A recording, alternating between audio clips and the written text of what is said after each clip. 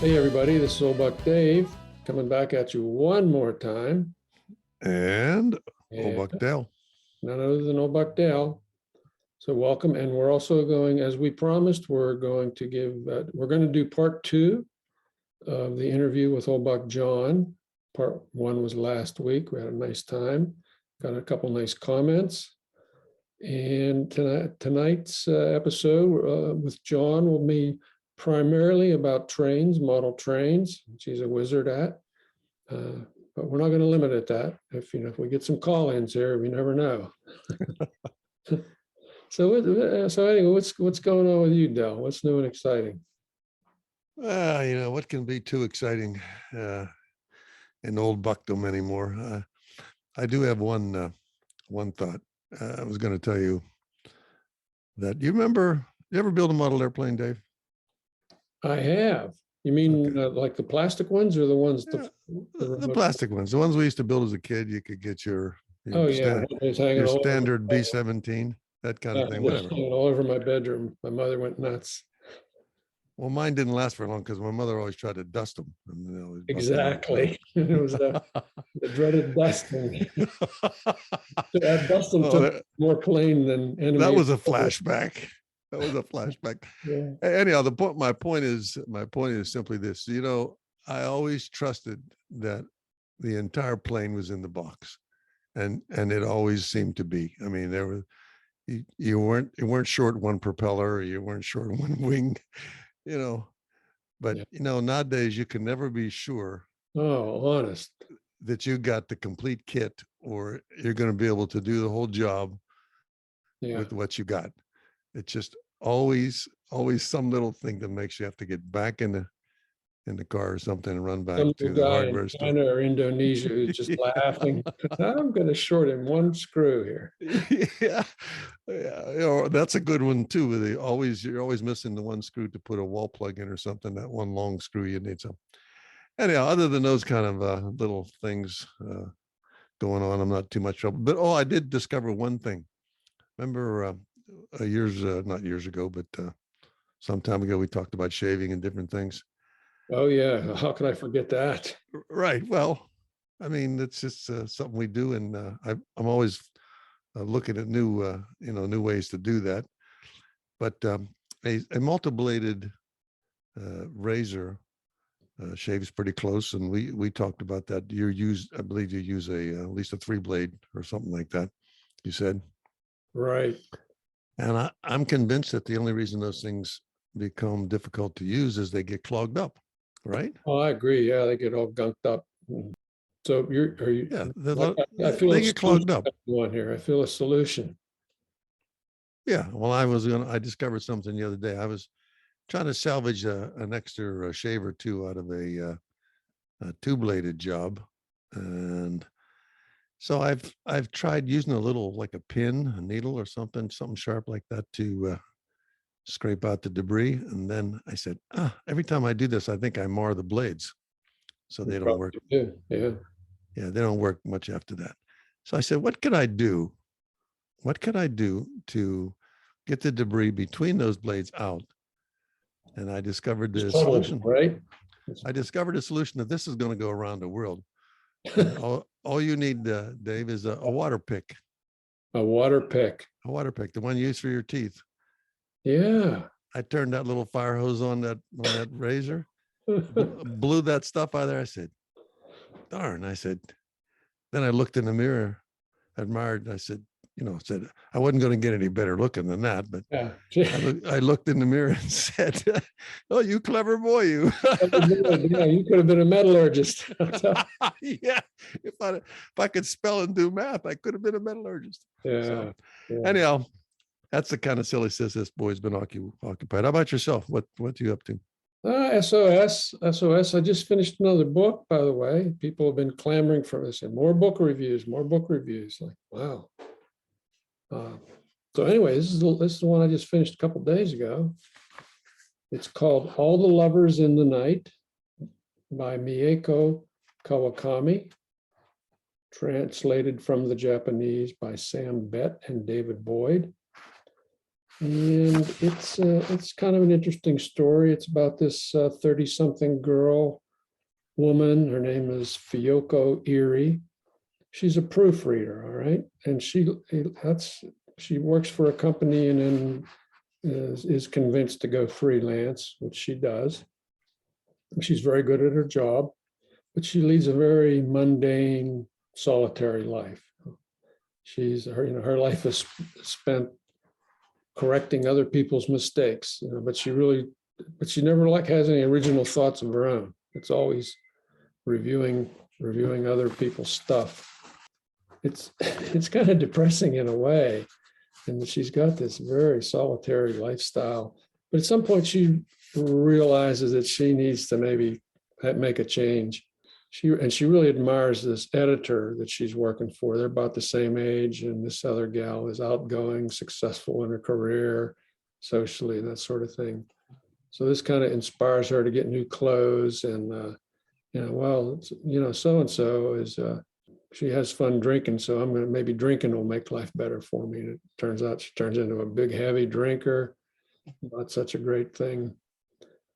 She decides to take some classes. She meets an older man there.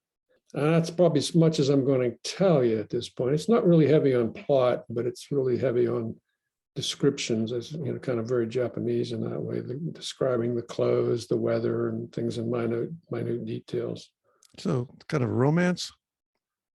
No, I wouldn't call it romance. It's in her case, it's lack of romance for sure.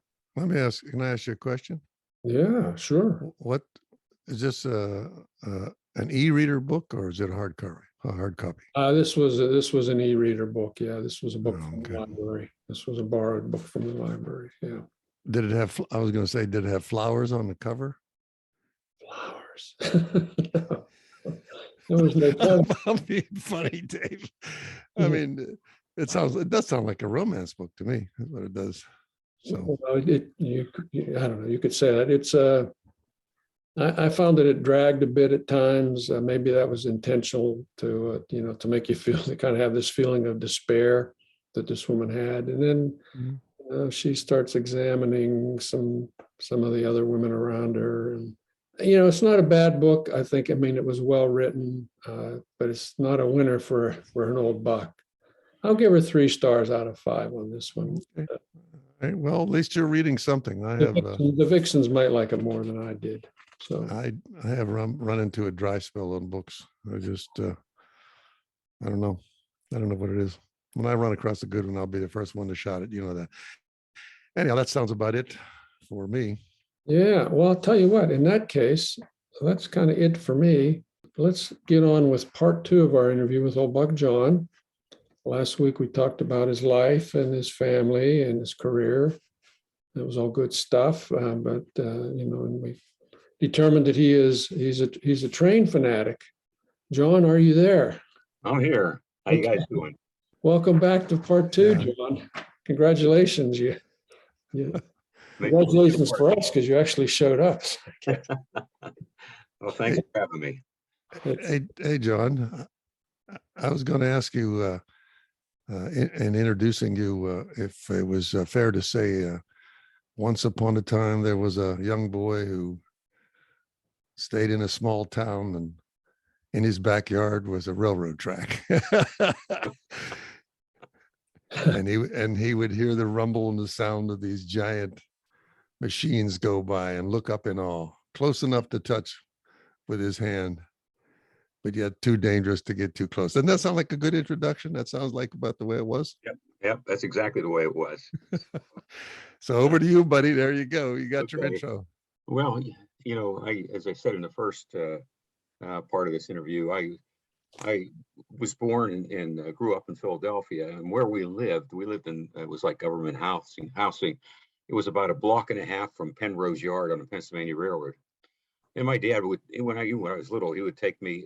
You could go under an underpass and up a wooden staircase up to the yard, and I guess that was made for the the railroad workers to get up to their jobs whenever they're going to get picked up. But he would take me up to those stairs, and we would sit there and watch the trains and the steam engines. And in Philadelphia, they had a lot of electric engines too. And very, very fascinating. Back then, we didn't have a car for quite a while. We lived in Philadelphia, and it was easy to get around with public transportation. So whenever we went home, and home, of course, at that time was Pennsylvania. In Pennsylvania was West Newton, because that's where my parents were from. So we would take the B&O from Philadelphia to West Newton. And I mentioned that my grandparents live on Blackburn Street, right next to the tracks. And I'd sit there and watch those trains all day. And when the grown-ups would go to bed, they would send us to bed. They would stay up and talk, and they would send us to bed. The bedroom was facing the tracks. And every time you could hear that whistle, because there were so many crossings in West Newton. Oh, They yeah. would whistle for all those crossings. Constant whistle. Yeah. So you hear those whistles, and man, I'll tell you what, I had to run to the window, watch those trains rumble by with the lights. You could see the lights on the locomotive and the caboose. It was just fascinating. So The 11 o'clock train, as it was, the 10 o'clock train. It probably was. I don't remember the times, but all I know was they were great. And again, it's, back then the only mode of transportation we had was trains. So just fell in love with trains. And then all my uncles, my grandparents, my dad, they all kind of fostered it. My dad bought me a toy train when I was 1 year old. I got my first train set when I was 2 years old. Wow. My first electric train when I was 3 years old. And my dad would set up electric trains for us every single Christmas. And none of the other, my siblings, they weren't interested. It was all, I'm the only one who was interested. I have an interesting photograph my dad took. I guess it was a birthday party. And my older sister is sitting there with all her girlfriends, and we all got cowboy outfits on. Back then it was big, the cowboy stuff. But the girls are all, pointing their guns and stuff like that. And I'm here playing with the trains. You got your blue and white cap on, running the trains. Yeah. Hey, John, Yeah. was your train like a little circular job underneath the tree? Yeah. Well, yeah, but my dad would leave it up. Now, okay, we grew up in government housing, like I mentioned, and it was a small house. And my parents had 4 children, and there was only a couple of bedrooms. I don't know the exact size of the house, but I don't think it was much more than about 1,200 square feet. So it was just a small living room, small kitchen, a couple bedrooms upstairs, and a bathroom. So the fact that he would let that train set up, it was on a 4x8 platform for a long period of time, was just amazing, because I know it took up a lot of room. So that's great that he was fostering My interest. Yeah, absolutely. Yeah. My question to you was, when you were close to the tracks, did you ever happen to see, well, you probably saw the first diesel engines. Did you ever happen to see a steam train go by? Oh yeah. I grew up in that steam era. I'm guessing you guys, I know Dave's pretty close to my age. Yeah. Steam was around on a B&O to 58 and on a Pennsylvania Railroad to 57. So yeah, I took it for granted when I was a kid. You saw steam engines all the time, and you assumed there was absolutely, yeah. Yes, you saw the diesels coming in, but the steam was there, and again, you didn't think it was going to go away, but it did. And I remember that steam engine.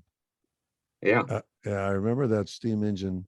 I mean, I have a vivid memory of that. I mean, just a big machine. What a giant piece of equipment that was. Well, it's probably a way to Pittsburgh. Some of those were huge, and of course, what's interesting about the steam engines is, they were all different sizes. What they did, they try to match the size to how much horsepower they need. Where the diesels, they just kind of multiply the diesel. So if they need more horsepower, they stick a couple of diesels together. So you might have 2, 3, 4 diesels on the front of the train, or even in the train, in the middle of the train or in the back of the train. So, well, I have a question for you, John. When did you manage to hold on to some of that early stuff during your moves and stuff like that, and the early train sets, like your little Lionel jobs and that kind of stuff? Did you hold on to those things, or did you start showing an interest in collecting later on in life? Well, here's the thing. So I had the Lionel trains, and we had quite a few sets. And when I became around 12 years old, I started reading the Model Railroader magazine and really got fascinated with the HO trains. They're the smaller trains. So I told my dad I wanted those trains, and I said, can we trade the Line L trains in for it? And he says, no, we can't do that. He says, if you don't want the Line L trains, he says, I'll give them to somebody who needs them, and we'll buy you the HO trains. So when I was 12 years old, he bought me my first HO train set, and he gave all my Line L trains away. Fast forward a few years after that, it was always kind of sad that he did that, particularly when my kids started coming around. I joined the Train Collectors Association, which is a national club. And it's mostly devoted to the O gauge trains, but they also, people collect standard gauge trains, and there are some people collect HO trains, but it's predominantly the O gauge trains, the Lionel, the Marks, those sorts of trains. But anyway, I joined that. I've been a member for over 45 years now, and I got back into collecting Lionel trains. And actually, at one time, I had a train store in Latrobe. I opened it up in the basement of my house, well, just outside of Latrobe, and there was no zoning at that time. I could do that, and it was actually fairly successful, but it got to be too time consuming for me to do that. But it gave me a chance to make some extra money that I can spend on trains. It's like bicycles. Yeah. Bicycles for you guys, trains for me. Interesting. Yeah. But so I had quite a collection I developed over the years now. The last 10, 15 years, I've been trying to downsize, but I still got a basement full of trains. I mean, there's just so many of them. But I still model in the HO trains. So the HO trains are about half the size as the O gauge trains, and that's what HO means, actually, half O. Oh, okay. And the O's are like the Lionel size. Okay, so yeah, so the HO is half O, and I've been modeling in that since I was 12 years old, and I actually had pictures of my layout published in magazines as early as 1967. So I've been doing it a long time. How many square feet do you have under model or on display like? It's not big. Where my HO layout is, it's in a 14 by 18 room. Okay, but then I have multiple layers, so it's it works its way up.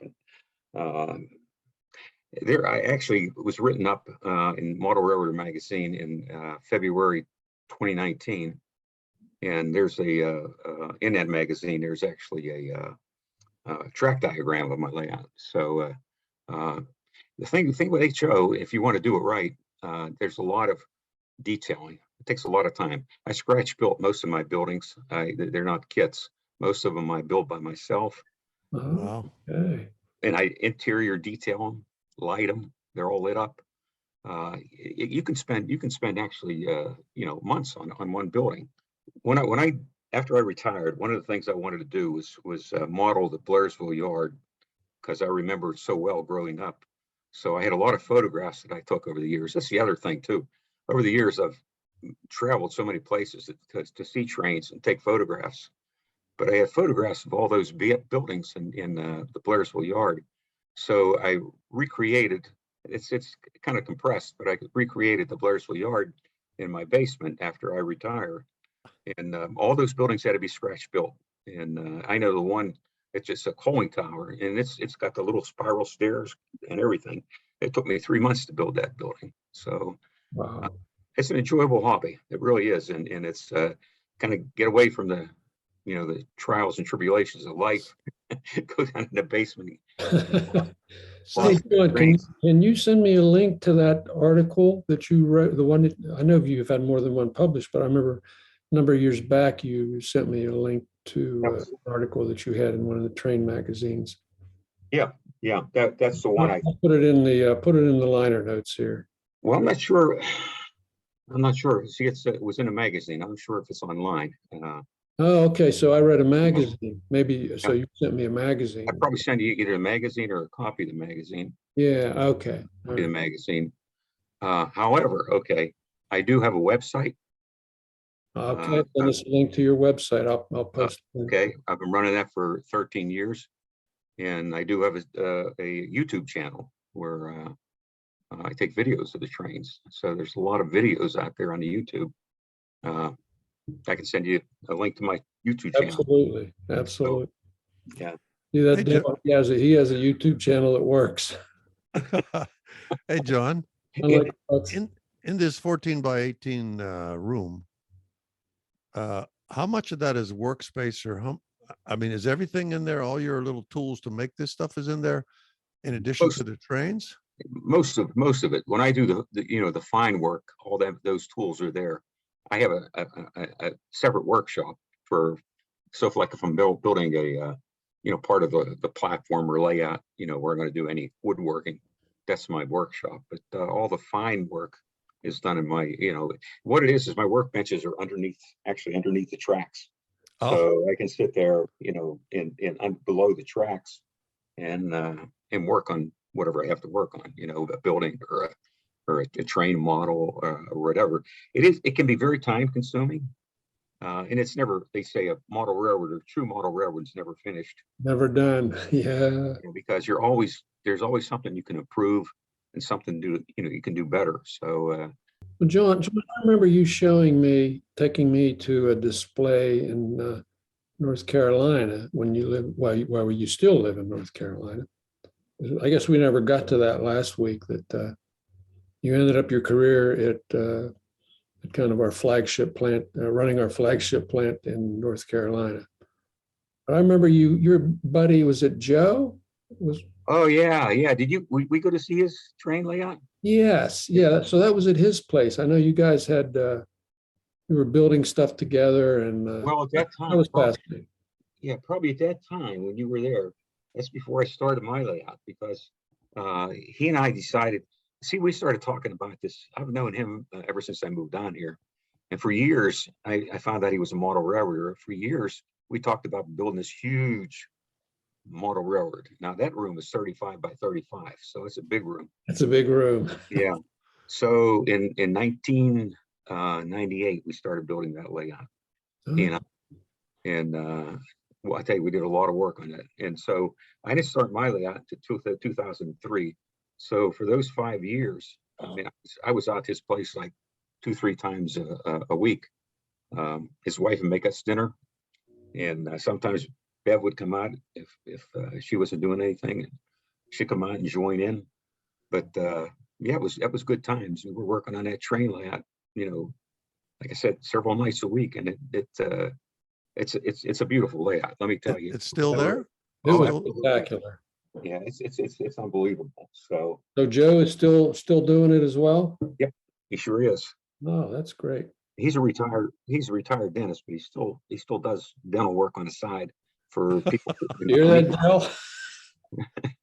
I hear that. Here's another My link. ears perked up. Well, I got to tell you, like every week, either on the podcast or not, he's whining to me about his dental situation. I'm going to put him together with Joe. Hey, I got to tell you guys that I do admire that. Anybody that has that skill and patience to build anything like that intricate, that you know what I mean, that works and does all those things. I think that's a fun way to retire, John. I'm real happy for you. Yeah, it is. And you can get so detailed in this thing, and Joe's gone beyond some of what I've done. He's actually, all his little cars, he's actually put lights in them, and the headlights and the tail lights, and he wires these all up individually. That's beyond me. As you say, you can go down the rabbit hole on this, right? There's no Oh hidden man, gems. I'm telling you, you can. Yeah. And spent a lot of money on it too. So. But it's again, it's something to do, and it's enjoyable, and we both enjoy it. And, Let me ask you a technical question here. Mhm. A couple of them. Now, do you have your trains climb grades? Oh, absolutely, yeah. What kind of grade can they go up? What percent? Well, pretty much my whole layout, the maximum grades about 2.5 to 3%, the maximum. Same as the But- real world then. Yeah. So it's closer to around 2 on average. Mhm. But it goes from, okay, my main line goes from Kingston, by the way, to Blairsville. Yeah, I remember that. Yes. And that main line is as far as real feet is over 100 real feet. And at that point, it climbs about 20 inches. And that, what is 100 feet? So that's about 2% on average. Yeah, I guess you kind of mentioned that earlier. I mean, you kind of recreated Blairsville, the town of Blairsville. Yeah. And yeah, that was really nice. And the Kingston plant, And Kingston, yeah. as it was back in, see, my layout takes place in the early 50s. So I tried to, put everything in that perspective, all the automobiles, even when the little cars, when you buy the HO cars, I make sure that the dates on the cars are before, they were built before my era. So, or else they're not right. So, you got to be accurate with this stuff. Yeah. I have a question, John. Is any of this stuff still built in America? The stuff you're using? Yeah, not so much. Yeah, some is, but not so much. Most of the locomotives are all built overseas now. And it's and they're expensive. And if they were built, I guess in the U.S., they'd be even more expensive, I would guess. I mean, on some of these locomotives, and by the way, they're amazing. I got locomotives that, they sound real, they smoke, they got, all light up, and even the little marker lights all light up. They're amazing. That's all I can say. And the other thing too is what's been a boon for model railroading is it's all computerized now. So every engine it got its own address code. So like, even though the track's always powered, so they'll be sitting there not moving. But if I address that particular code on an engine, I can run an engine separately, or I can run several engines at the same time. Unbelievable. Nice. Unbelievable. Nice. Yeah, it's really fascinating. And that's come about, probably in the last 20 years. And I embraced it. Joe and I both embraced it probably about 10 to 15 years ago. But it's great stuff. That's terrific. That's a fascinating hobby. Mm-hmm. No, I do like real trains too. And I used to go out. In fact, Bev and I, early on in our, when we were dating, and we were early on when we were married, we used to go all over the place and take railroad pictures. And You weren't a train spotter though, were you? We were train spotters. So. You were train spotters. Okay. Yeah, we lived on Depot Street in Latrobe, and out our back window you could see the train tracks. And and after she left Kennemetal because she was pregnant, she would sit at the window, and when a train came by and marked on which way it was going, the locomotive numbers. Well, you were train spotters, all right. You were totally bitten here. Yeah, it's a wonderful hobby. That's great.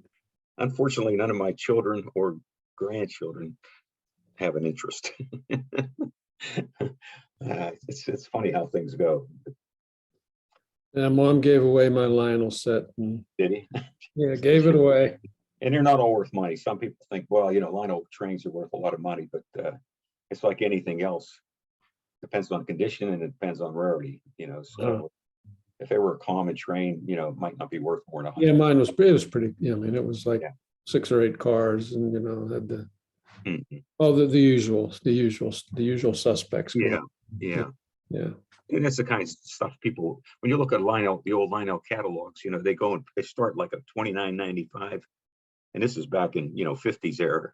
They go from there on up. Well, most people they're going to buy a train for their kids. You look at that $29.95, because even back then that was a lot of money. Oh yeah. So they didn't buy the real expensive ones. Most people didn't. That's why they're rare. Hey, well, that's been fascinating to listen to your number one hobby. I know you do a bunch of other stuff. I know you play the guitar and sing. Is that right? I've been playing the guitar at church. I play every Saturday and Sunday at church, and I've been doing that for probably close to 25 years, and I enjoy it. It's and occasionally I'll play somewhere else, but mostly it's a church, and I just like to fool around with the guitar. I'm not a great guitar player, but I can hold my own. So. You could probably play the bass line to some Rolling Stones music for sure. I never got into the like the rock stuff. I don't know why. I always liked the country stuff. So Hey, listen, thank you very much, John. Unless Dale, Yeah. unless you pummel him some more. No, that absolutely fascinating, John. It's a really pleasure to get to know you.